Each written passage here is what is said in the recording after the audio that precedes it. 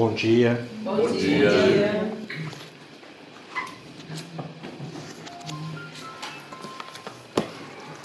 A graça e a paz seja presente nas nossas vidas. Amém. Desculpa. Virou um Aedes aegypti. Você matou. Ainda bem, né, João? Ainda bem que você matou. Eu não vi cadáver ainda.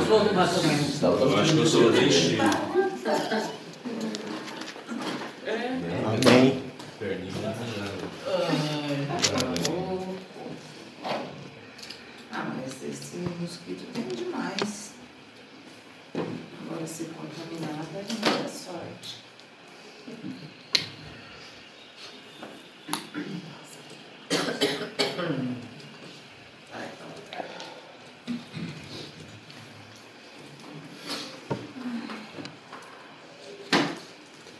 Sabe, amados, desde domingo passado, eu estou assim, travando uma luta com o Senhor. Eu não sei como vocês se sentiram, né, diante de tudo o que aconteceu, diante de tudo aquilo que Deus vem falando ao nosso coração, né, e diante de uma grande reação negativa, um clima que se impetrou na nossa nação, né? Meu coração ficou inquieto. E eu queria confessar aos irmãos que eu venho buscando o Senhor durante a semana, clamando ao Senhor, jejum, porque eu senti assim uma necessidade de falar como voz profética nesse momento. E o Senhor tratou meu coração e eu queria trazer algumas considerações nessa manhã. E uma dessas considerações, Deus me trouxe à memória a uma palavra que eu tinha compartilhado com um grupo de amigos pastores há um tempo atrás. E o tema dessa mensagem era assim: quando um ímpio assume o trono. E por favor, eu queria afirmar aqui que não estou de forma alguma falando da nossa situação. Pode haver uma correlação, né? Mas não estou falando, né? Mas eu creio que o Senhor quer falar ao nosso coração. O que nós devemos fazer como nação cristã quando um ímpio assume o trono?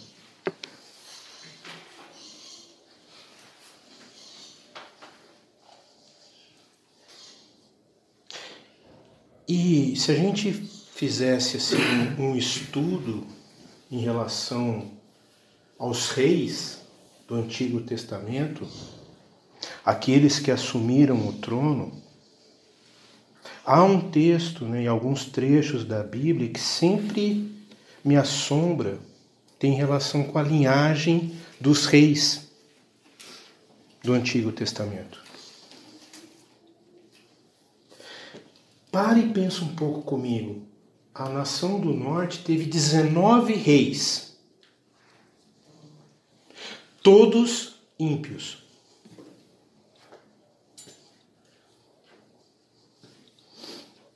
Todos eles, sem exceção, fizeram o que era mal diante do Senhor. Amém? Amém. Depois, se você quiser, né, aconselho, leia o livro de Reis, 1ª e 2ª Crônicas, nós vamos ver ali quão difícil. E interessante que eles não só fizeram o que era mal, mas Deus os reprovou. E se a gente quiser fazer uma ligação com o que nós estamos vivendo hoje, o sistema político da era patriarcal, né, dos reis de Israel, ele não era democrático, mas era monárquico, autoritário. E quando o povo houve uma pressão popular exigindo de Deus que se constituísse o rei, o povo exigiu um rei. E esse rei foi eleito segundo, né, o mais bonito, né, capaz, né? E a gente viu quão terrível foi Saul, né? Mas não é sobre Saul que eu queria falar hoje. Nesses 19 reis do Antigo Testamento, o povo não podia escolher. Eles eram de forma de pai para filho. E o interessante é que a gente vê lá, sempre quando termina de falar acerca daquele rei, a gente termina com aquelas tristes falas, né? Não andou nos caminhos do Senhor. E um deles, dentre eles, dessa coleção, né? Ele foi o mais perverso. E ocupou um certo destaque. Quem se lembra quem foi? Começa com A. Acabe. Obrigado. O rei Acabe. A Bíblia diz assim: nunca existiu ninguém como Acabe, que, pressionado por sua mulher Jezabel, vendeu-se para fazer o que o Senhor reprovava. Vocês conseguem entender uma coisa aqui muito simples? Ele não tinha uma ascensão para o mal. Só que ele foi influenciado e se tornou mal. Ele se vendeu. E ele se comportou, aqui que vem o terrível.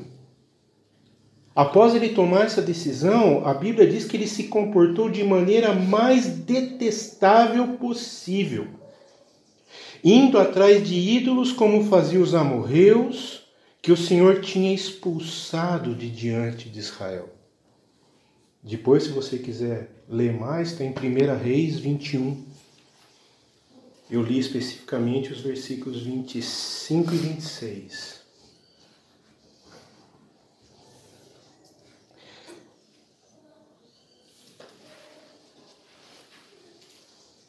E o interessante, o que me fez trazer essa mensagem à mente, o Espírito Santo me lembrou, porque como povo, nós também sofremos as consequências desses ímpios que chegam ao poder.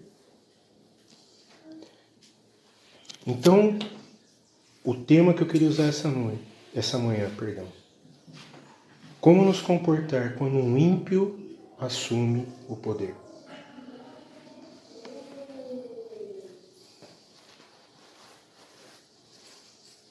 Como nós, como igreja, devemos reagir diante da frustração quanto àquele que assume o poder? Sabe por quê, amados? Porque a Bíblia fala claramente como a gente deve se portar. E o perigo que eu percebo é que nós, às vezes, estamos tentando agir segundo as nossas emoções, segundo o nosso coração. Que a Bíblia também nos alerta que o nosso coração é assombrosamente corrupto.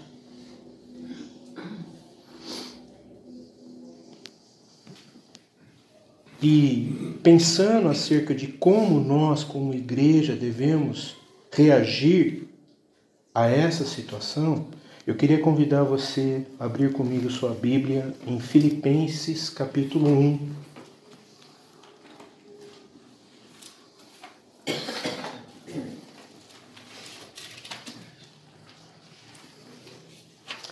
A partir do verso 27. E eu gostei da subtema aqui que a Bíblia Shed dá, né? Eu achei muito oportuno para esses dias que nós estamos vivendo. Ele dá um subtema aqui que ele diz assim: a unidade cristã na luta. A minha está assim, Chico. Exortação à perseverança, ao amor fraternal, à humildade e à santidade. Glória a Deus. É Filipenses 1, 27. Diz assim: Vivei, acima de tudo, por modo digno do Evangelho de Cristo, para que, ou indo ver-vos, ou estando ausente, ouça no tocante a vós outros, que estáis firmes em um só espírito, como uma só alma, lutando juntos pela boa governança do país? Não. Acho que eu estou equivocado. O que está escrito aí? Pela fé do Evangelho. Fé evangélica. Pelo que nós estamos batalhando. E que em nada estáis intimidados pelos adversários. Pois o que era para eles prova evidente de perdição é, para vós outros, de salvação. E isto da parte de Deus, porque vos foi concedida a graça de padecerdes por Cristo, e não somente crerdes nele, pois tendo o mesmo combate que vistes em mim, e ainda agora ouvis o que é meu. Que palavra de Paulo! Que palavra oportuna! Qual é a batalha? Qual é a guerra que nós, corpo de Cristo, estamos pelejando? A primeira consideração que a gente encontra na Bíblia é que a nossa cidadania não é daqui, é dos céus. Amém. Então, o primeiro ponto que eu queria destacar é como que um cidadão do reino deve viver. E respondendo, segundo o texto aqui, de modo digno ao Evangelho. Tem uma outra versão que diz assim: não importa o que aconteça, exerçam a sua cidadania de maneira digna do Evangelho de Cristo, para que assim, quer eu vá e os veja, quer apenas ouça a seu respeito em minha ausência, fique eu sabendo que vocês permanecem firmes, num só espírito, lutando unânimes pela fé evangélica, sem que de forma alguma deixar-vos intimidar por aqueles que se opõem a vocês. Amados, o Senhor Jesus nos alertou que os dias seriam maus,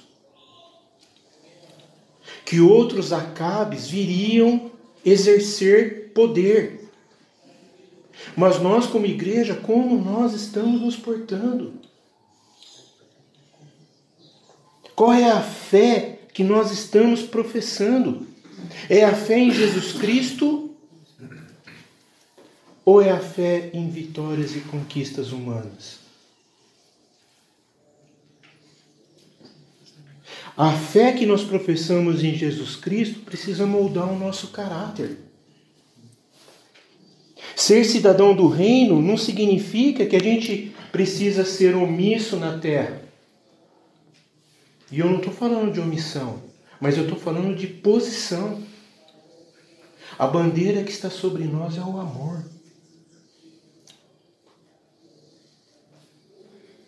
Significa lealdade, em última análise, a Cristo, ao Evangelho que nós tanto professamos. Abaixai as espadas, levantai o louvor. Varões, ergam suas mãos santas para o alto. O que a gente entende por mão santa? Você já parou para pensar isso? Mão santa é mão que não se contamina.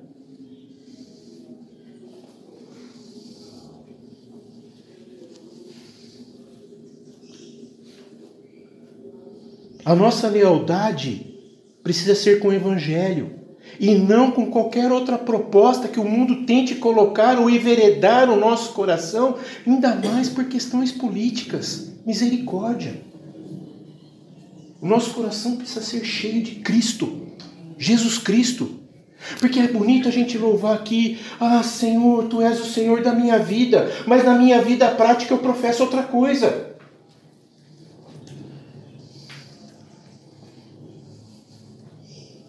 Nós precisamos entender que, indiferente do governo, quem está no trono é Cristo.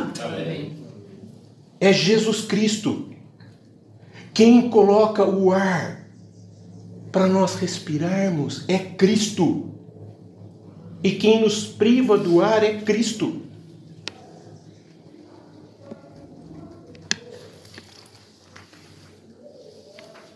Seja qual for o governo, ou seja quem estiver no poder, o meu modo de viver deve ser digno com o Evangelho de Cristo. Amém. Porque senão quem que governa o meu pensar, o meu falar, o meu agir? Amados, para um pouco, pensa. Quem que governa? E sabe qual era o problema que estava acontecendo com a igreja em Filipos? Por que Paulo escreveu esses versículos tão tremendos aqui? Porque a igreja de Filipos estava sendo atacada na área mais vital da igreja. Sabe qual é? A quebra de comunhão.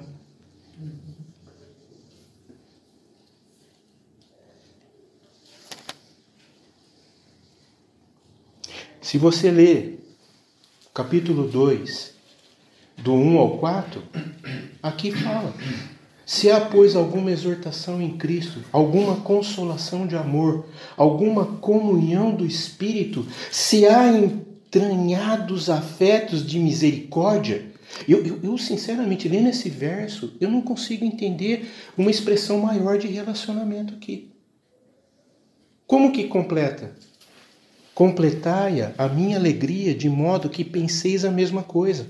Tenhais o mesmo amor, sejam unidos de alma, tendo o mesmo sentimento. Nada façais por partidarismo ou vanglória, mas por humildade, considerando cada um dos outros superiores a si mesmo. Não tenha cada um em vista o que é propriamente seu, senão também cada um qual é dos outros. Aí no capítulo 4, a carta de Filipenses é uma carta, Paulo rogando pela comunhão, pela unidade. Ele diz assim, capítulo 4 de Filipenses: portanto, meus irmãos amados e muito saudosos, minha alegria e coroa, sim, amados, a minha alegria e coroa, permanecei deste modo, firmes no Senhor. Rogo a Evódia e rogo a Sintique que penses concordamente no Senhor. A ti, fiel companheiro de jugo, também peço que as auxilie, pois juntas se esforçaram comigo no Evangelho. Também com Clemente e com os demais cooperadores meus, cujos nomes se encontram Livro da vida. no rol de partido. O que é o livro da vida? Quem sabe o que é o livro da vida? Coríntios fala o que é o livro da vida. Que o Senhor vai chamar e todos, e vai ser aberto, e o Senhor vai julgar vivos e mortos. Eu quero o meu nome no livro da vida. Amém. Sabe o que o diabo é astuto, amados? Sabe qual é a tarefa do diabo? Tirar a gente da centralidade disso. E colocar a gente com o nosso olhar, cabeça, corpo e alma nas coisas do mundo.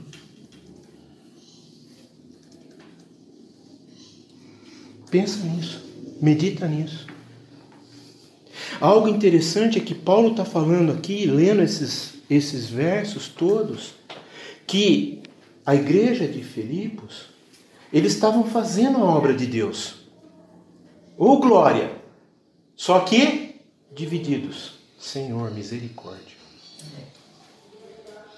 Vocês percebem? Não tem como fazer a obra de Deus divididos, partidos. Paulo está exortando a eles estarem firmes. Vocês percebem que ele usou várias expressões aqui. Firmes em um só espírito, como uma só alma, lutando juntos. há uma sinergia, há uma unidade, uma justa cooperação. Quando a gente propaga e comunga da mesma comunhão, unidade, sem partido.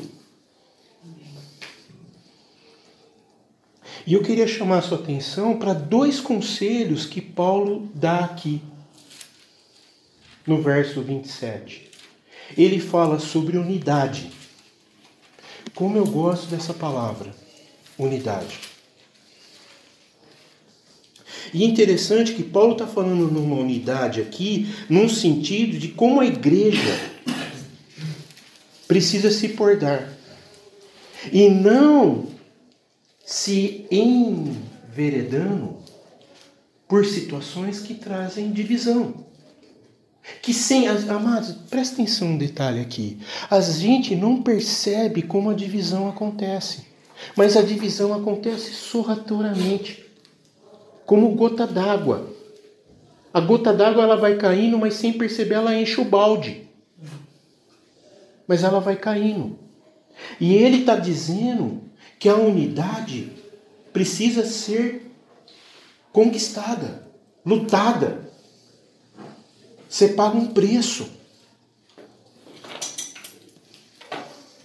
E não podemos cair no erro que a gente tem o privilégio hoje. Eu gosto muito da carta de Hebreus, porque a carta de Hebreus está sempre fazendo a gente olhar para os que viveram na fé e como eles erraram. Lembra o que a gente estava falando a semana passada? É um privilégio para nós podermos ver como eles erraram e não errar. Amados, em primeiro lugar, a igreja foi chamada para pregar o Evangelho. O quanto eu estou me preocupando durante o meu dia em pregar o Evangelho, em querer salvar o perdido. Vocês percebem como é muito sutil? A gente perde quanto tempo? Quanto tempo? Deixa o Espírito Santo falar ao seu coração. O tempo que eu gasto aqui, eu tenho investido na vida de alguém para pregar o Evangelho? Para que essa pessoa vá comigo ter o seu nome escrito no livro da vida? Você já parou para pensar isso?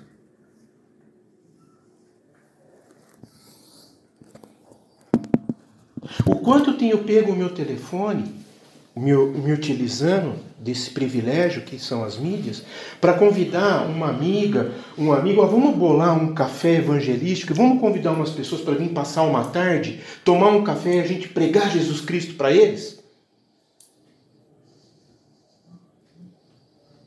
Ou a gente está pensando em chamar amigos para fazer outras coisas?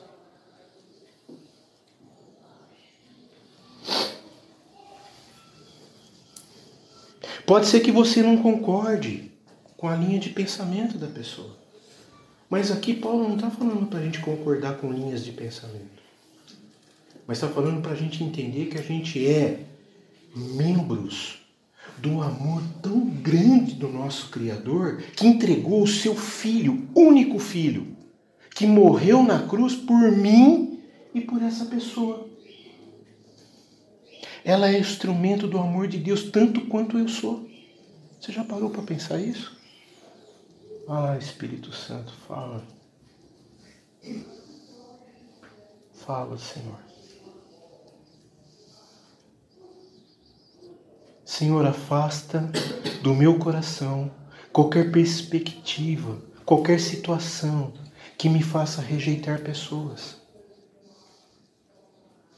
Me livra desse pecado.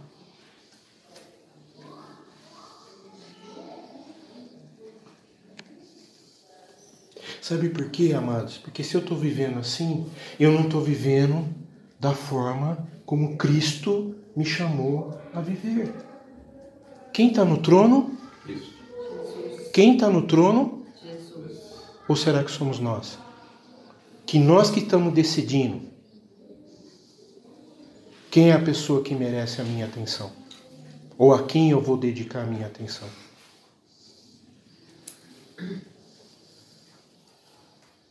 Nós estamos vivendo a nossa cidadania de maneira digna do Evangelho? Ou do homem? Quem está no trono? Jesus. Existe algumas definições, e eu creio que a gente não pode esquecer como que a unidade da igreja se expressa. E eu queria aqui destacar 3 formas que a unidade de Cristo se expressa. A primeira é a unidade de coração e de mente, que Paulo cita aqui. E unidade de coração e mente fala de afetos, afeição, de como nós nos sentimos diante das pessoas e como nós reagimos diante das pessoas.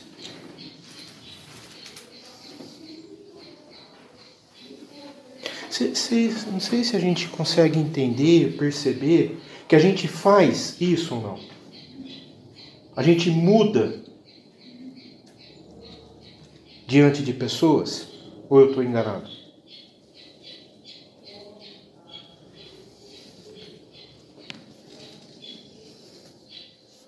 Quer ver uma coisa que tira a gente do chão, assim, faz a gente perder? É a pessoa falar assim, eu não concordo com você. Parece que essa fala foi moldada no inferno. Ou não? Porque essa fala mexe com a gente. Ou eu estou enganado?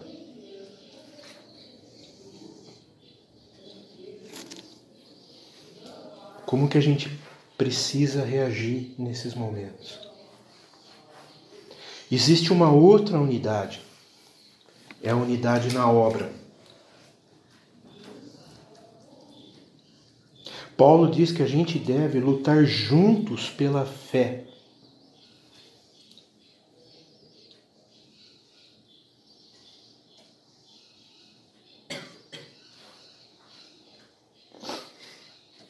Aí eu fiquei pensando, né? As madrugadas dessa semana fiquei muito pensativo. E uma dessas, Deus falou algo interessante para mim. Falou que quando o corpo de Cristo está reunido, Ele não nos chamou e nos reuniu para a gente viver num mundo de fantasia, de alegria, num parque de diversão. Ele sempre chamou a igreja e uniu a igreja para a igreja estar em luta.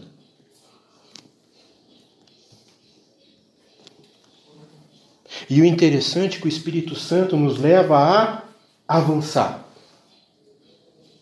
Mas num só corpo, num só coração, numa só alma. Lutando juntos pela fé de Cristo. Amém.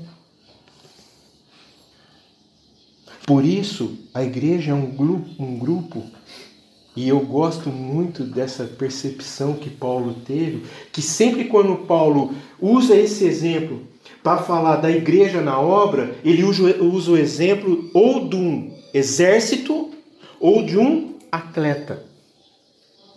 E vocês percebem que tanto o exército como o atleta, eles estão lutando para conquistar algo. O que nós estamos lutando para conquistar? Amados, deixa o Espírito Santo falar. Nós precisamos entender, discernir juntos nesses dias o que nós estamos lutando para conquistar. A glória do mundo ou a nossa fé no Senhor Jesus cresça, alcance vidas. Por isso Paulo fala que nós, discípulos de Cristo, devemos trabalhar como atletas de um time. E é muito lindo, eu fiquei pensando nisso. O Palmeiras ganhou esse título sozinho? Não. Eu gostei da entrevista do técnico. Todo mundo enaltecendo o técnico, ele falou, sabe por que eu estou aqui sendo entrevistado? Porque a equipe, o time ganhou. Todos jogaram bem. Quando o principal se machucou, o que entrou fez o papel. Jogou até melhor. Por isso nós temos que ser um time. Cada um com o dom, com a graça, com a capacidade que o Espírito Santo está dando. Ah, mas me falta isso. Pela glória de Deus, o Senhor coloca no irmão. E esse irmão me capacita. Por isso que eu falei, às vezes se você tem dificuldade de fazer sozinho, peça ajuda.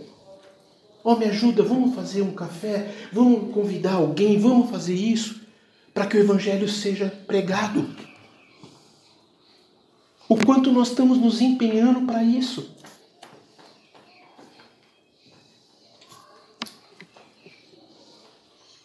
Porque existe a última unidade, e é a unidade da fé.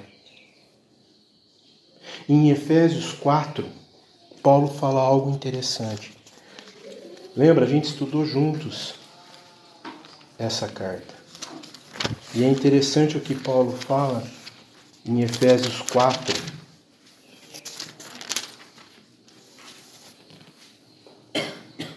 Capítulo 1, ele diz assim: rogo-vos, pois eu. Efésios 4, 1.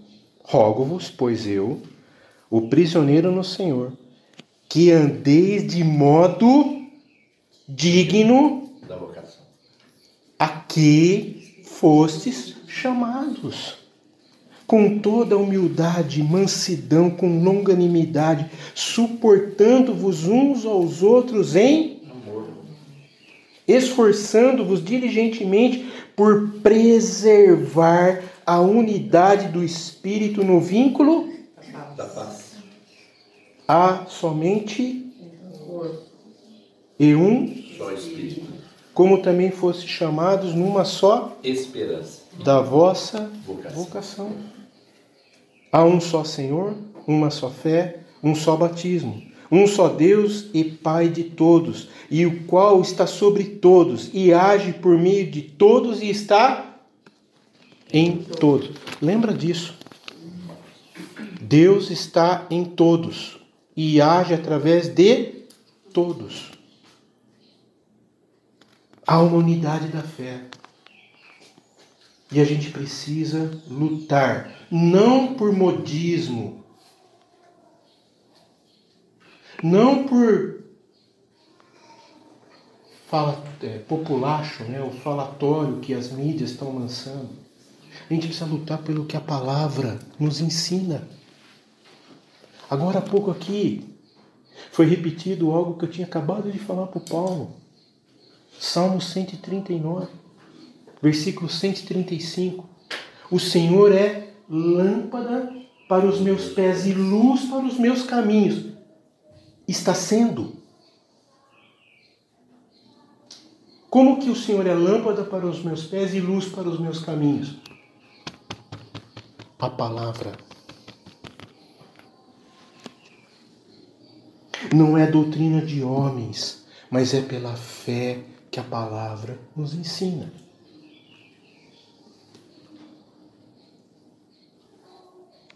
Amados, deixa eu dizer algo importante que nós precisamos refletir.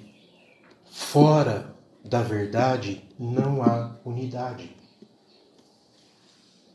Fora de Cristo não há unidade.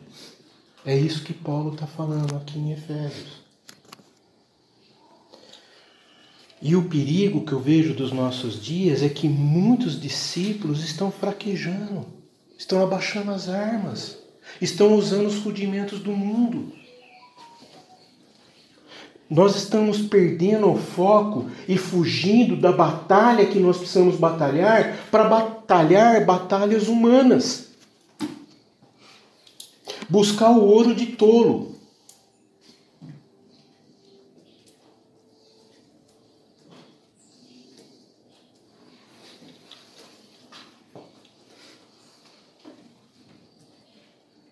E muitas vezes, por a gente nos distrairmos do foco, sairmos daquilo que é a centralidade do Evangelho, a gente cai no erro de cada vez mais se distanciar daquilo que é o foco que o Senhor nos chama, que é a comunhão fraterna, os entranháveis afetos de misericórdia, que nos unem, que nos ligam. Paulo está nos exortando para estarmos juntos, firmes, com uma fé inabalável. Não importa o que está acontecendo, a nossa fé é inabalável. Amém. E ele usa um segundo conselho. A gente precisa ter ousadia. Amém. Esse segundo conselho de Paulo é que a gente não pode ser intimidados por aqueles que se opõem. Se opõe ao quê? Ao Evangelho, à fé evangélica. E eu não estou falando aqui placa de igreja, mas eu estou falando a fé real, aos ensinos de Cristo.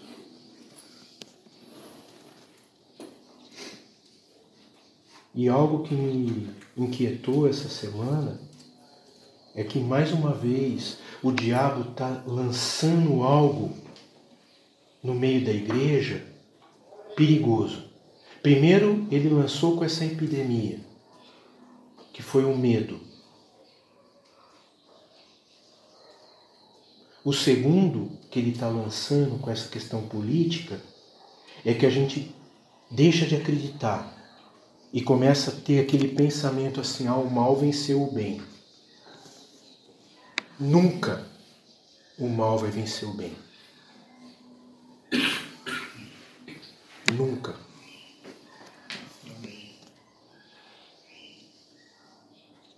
Eu quero dizer que isso é algo que inquietou meu coração. Eu estou compartilhando com vocês a minha inquietação. Eu coloquei o medo que estava no meu coração diante do Senhor. Aonde nós estamos colocando as nossas inquietações, os nossos temores, os nossos medos? Como eu falei no começo, e eu entendo que a Bíblia, o próprio Senhor Jesus, por várias vezes nos alertou que os dias seriam maus. O mundo jaz no maligno. Mas parece que a gente cai sempre naquele erro de querer evangelizar o mundo. E nós somos chamados a evangelizar pessoas. O mundo não vai se converter. O mundo é mau. Os dias são maus. Dias piores virão. Não foi isso que o Senhor Jesus disse? Mas tenha de bom ânimo. E cada vez mais eu tenho total convicção que nós estamos sendo despertados e chamados a confiar no Senhor e sermos... O Senhor quer nos levantar como atalaias, como aqueles que pregam a verdade. Tenha bom ânimo, mas as pessoas confundem com ser político. E mesmo porque quando vier o Salvador, né? Vai ser o pior. A gente não pode esquecer que antes de vir o Salvador, vai vir o Salvador da pátria, que é o Anticristo. Isso que eu tentei. Amados, a gente não pode... Como a igreja vai cair, né, Tânia? Vai cair. Por que Apocalipse fala que muitos cairão? Porque ele vai vir como o Salvador da pátria. Né? Salvador, quis dizer. É o pior. Mas ele é o Anticristo.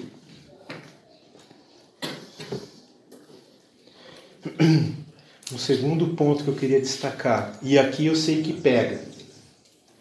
A gente não pode esquecer que a Bíblia nos ensina que a gente precisa respeitar as autoridades. Quando eu compartilhei essa palavra, quando um ímpio, né, assume o trono, por exemplo, Acabe assumiu o trono, né? Vocês lendo, vocês percebem que Deus levantou um profeta para estar falando com ele. E o começo da conversa do profeta com Acabe foi ruim. Acabe ouvia o profeta. Só que chegou um momento, a mulher começou a falar mais alto do que o profeta. Jezabel começou a falar mais alto. Aí quando houve uma situação e precisou se unir o exército do sul com o do norte, Acabe e Jonatas, vocês se lembram? Jonas perguntou, mas não há nenhum profeta mais aqui? Eu falo, tem um lá, mas tudo que ele profetiza é contra mim. O Chico, você estava falando e veio à minha mente, né? Nessa história de Acabe e Jezabel, fica muito visível que era ela. Agora tem o inverso também, né? Tem os Jezabelos levando as Acabes. Perfeito. Né? Nossa, Deus falou assim, porque a gente se atenta ao detalhe, porque ele era rei, né? E ela, a mulher dele, influenciada por todo tipo de deuses, né? Agora, é a mesma coisa. Nós temos as mulheres de Deus que o homem está... Sim. Né?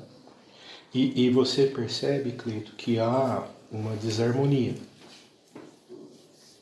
E é interessante que dentro dessa desarmonia, eu percebo assim, as pessoas ficam, e muitas vezes eu me incluo nisso, né? Nós deixamos de ouvir o conselho que a Bíblia nos dá e a gente acaba ouvindo a emoções, as tensões do nosso coração para situações que anulam aquilo que nós devemos agir e ser. Por exemplo, a Bíblia nos ensina, em Romanos 13, né, versículo 1, ele diz assim, todos nós devemos sujeitar-se às autoridades governamentais, pois não há autoridade que não venha de Deus. Isso me inquietou profundamente.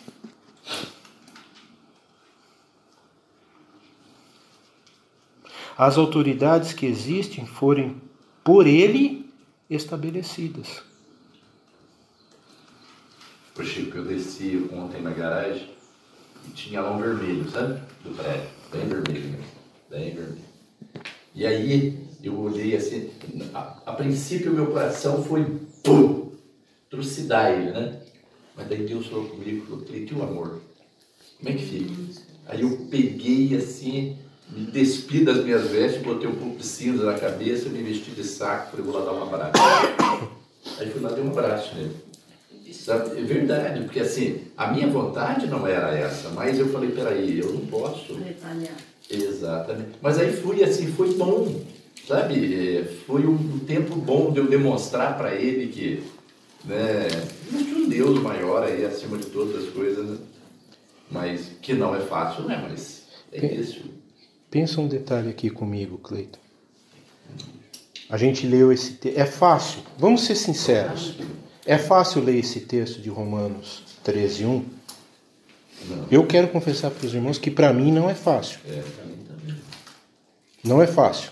Só que para um pouquinho. Alguém de vocês sabe qual era o contexto que Paulo vivia? Quem era o imperador de Roma? Que Paulo estava escrevendo para Roma. O que acontecia com os cristãos em Roma? O que o governador gostava de fazer com o cristão? Jogar os leões lá. Algum de nós aqui está sendo jogado aos leões? Meu Deus do céu. Paulo escreveu isso aqui, que todos devem sujeitar-se às autoridades, pois não há autoridade que venha de Deus para aqueles que estavam sendo jogados para ser comido por leões. Porque, diferente do que aconteceu com Sadraque, Mesaque, Abidinego e com Daniel, Deus permitiu que acontecesse aquilo. Eu acho interessante, hoje as pessoas vão em Roma, tiram foto, né? Eu não tive o privilégio de ir, mas eu se eu fosse, eu não gostaria de nem passar perto daquele lugar. Porque cristãos morreram ali. Cristãos deram a vida pela fé evangélica ali. E Paulo escreveu para esses homens e mulheres que toda autoridade, ela vem de Deus. Deus que entrona e Deus que tira.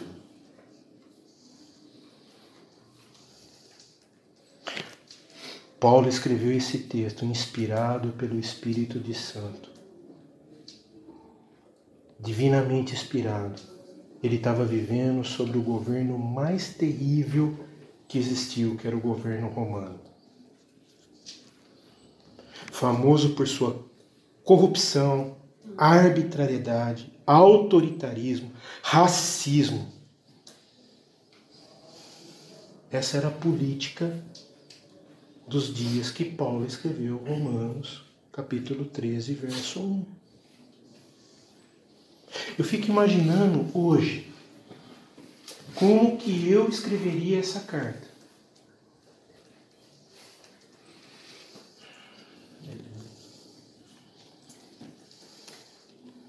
Eu estava orando essa semana com um outro pastor e ele falou uma coisa interessante para mim. Ele falou assim: Chico, quanto nós estamos sendo voz profética nos nossos dias? E o interessante é que ser voz profética, amados, ela às vezes, e muitas vezes, lendo a Bíblia e a vida dos profetas, ela muitas vezes não vinha de encontro com aquilo que as pessoas queriam ouvir. Mas ele era a voz de Deus.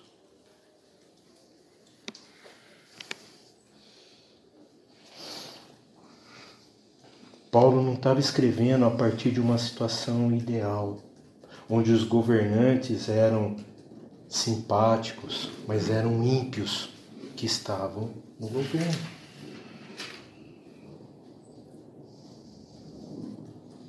Os cristãos eram perseguidos pelo Estado.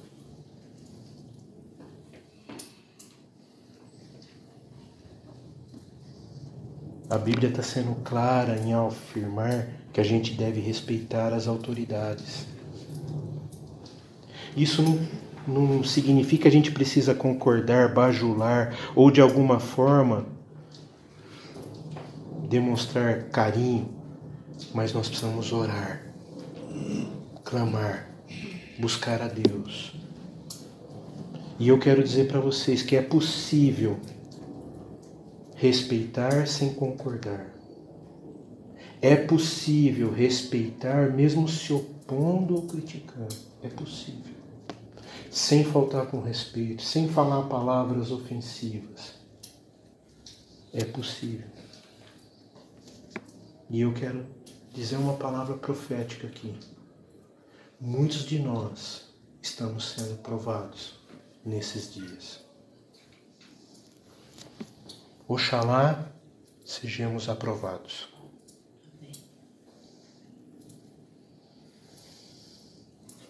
E o último ponto que eu queria destacar: como está a nossa oração? Contaminada pelo populacho? Ou nós estamos discernindo os dias que Deus está falando? Eu penso que é muito profunda e nós precisamos considerar essa exortação de Paulo.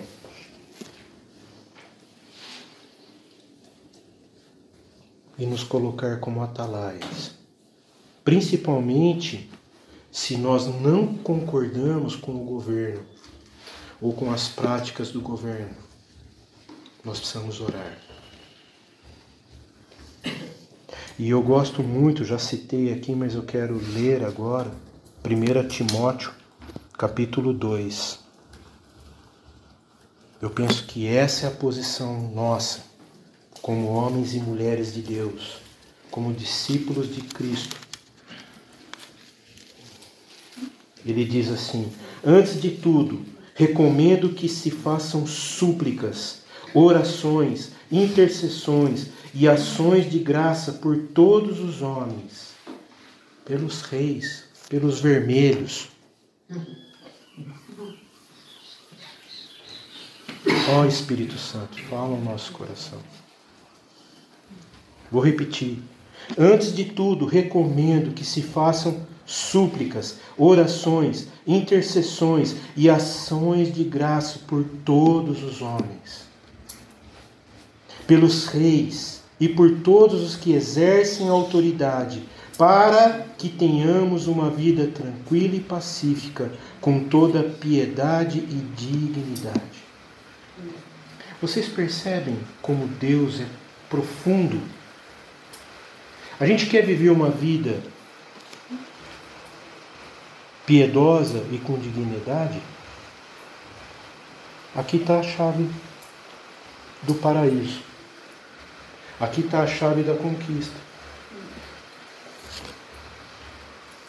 Eu quero afirmar que o nosso Deus está no trono.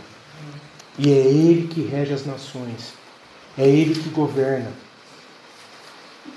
Ele não foi derrotado.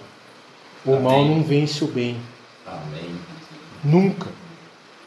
Nunca na história o mal venceu o bem.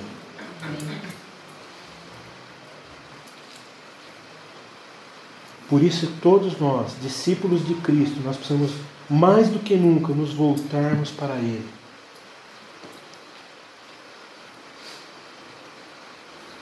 E vocês percebem a forma como Paulo fala, se não é propício para esses dias, é só orar. Vocês percebem? Com súplica, com oração, com intercessão, com ações de graça.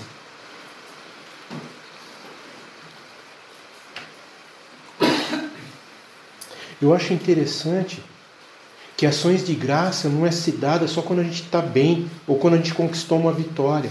Ações de graça se dá em todo o tempo. Amém. Porque Ele é merecedor de toda a honra e toda a glória. Ainda que a gente... Qual foi o termo que você usou na quinta-feira? Mesmo, João Alfredo? Ainda que a figueira... Não floresça. Ainda que não haja... Fruto da vida. Mas em todavia eu... É difícil isso, amados, é super difícil. Mas é o que o Senhor nos ensina. Ainda o nosso candidato não ser mesmo. Ainda que eu tenha que viver envolto a vários vermelhos.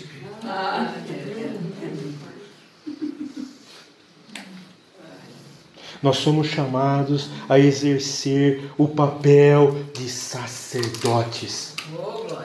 Sabe qual era o papel do sacerdote, amados? Ele entrava no Santo dos Santos para interceder pelo povo, pelo pecado do povo. O Senhor nos chama como igreja para interceder, de qualquer forma, não como sacerdotes. O Senhor está esperando que a gente coloque a estola. O Senhor está esperando que a gente coloque, sabe qual é a estola? É a vida de consagração, é a vida de entender qual é a nossa fé. Pelo que eu estou batalhando, pelo que eu estou lutando. Ó Espírito Santo, vem, reina sobre nossas vidas. Levanta-nos como igreja, ainda que seja para ir para a morte, mas nós vamos sabendo com convicção de quem nós somos, aonde nós queremos chegar, a quem nós queremos vencer, que é Satanás, suas hostes, seus imundos inimigos, que são os principados de potestades, vão ser derrotados. Em nome de Jesus. Porque a igreja está levantando, a igreja está se levantando como sacerdócio real, nação santa, povo escolhido de Deus. Amém. A fim de proclamar as virtudes daquele que nos chamou das trevas para a sua maravilhosa luz. Amém. Aleluia. Glória a Deus. Orandalarabachaias. Ó Espírito Santo. Ó Espírito Santo. Quitantaralabachaias. E eu queria concluir. Eu não sei como está o seu coração. Sinceramente. Eu me preocupei muito. Domingo eu percebi que muitos se abateram. E aquilo no espírito me incomodou. Eu passei a madrugada e o dia de segunda-feira em jejum. Falei, Senhor, eu não quero ver a igreja abatida. Por causa que o Messias não ganhou, porque o Lula ganhou. Mas eu quero ver a igreja operante. Amém. Alegre. Amém. Alegre porque o nosso Redentor vive. Amém. Está no trono. Somos mais que vencedores. E eu quero encorajar que nós precisamos nos voltar para o pastor da nossa alma, para o âncora da nossa fé, aquele que acalma a tempestade, aquele que faz infinitamente mais daquilo que pensamos ou pedimos. Glória a Deus. E ele diz assim: vivei acima de tudo de modo digno do Evangelho de Cristo, para que, ou indo ver-vos, ou estando ausente, ouçam no tocante a vós outros, que estáis firmes, em um só espírito, com uma só alma, lutando juntos pela fé evangélica. Glória a Deus. Amém, amados? Amém. Que o Espírito Santo nos capacite, nos dê graça para sermos cada vez mais instrumentos do seu amor, instrumentos da sua graça. Amém. Amém, amados? Glória a Deus por isso. Glória a Deus. Podemos orar?